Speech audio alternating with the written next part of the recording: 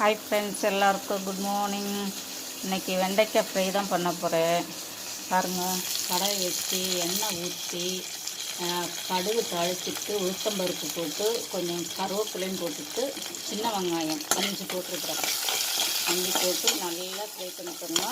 ஒரு காஞ்ச மிளகாய் போட்டுக்கோங்க. போட்டு நல்லா ஃப்ரை பண்ணிக்கோங்க. ஃப்ரை பண்ணிவிட்டு வெண்டைக்காய் போட்டுக்கோங்க. வெண்டைக்காய் போட்டு நல்லா வதக்கிக்கோங்க. எனக்கு தெரிஞ்ச சிம்பிளான வெண்டைக்காய்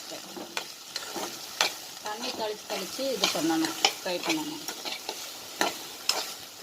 அது வெண்டைக்காய் ஃப்ரை இது பண்ணிக்கோங்க. நல்லா வதக்கிக்கோங்க.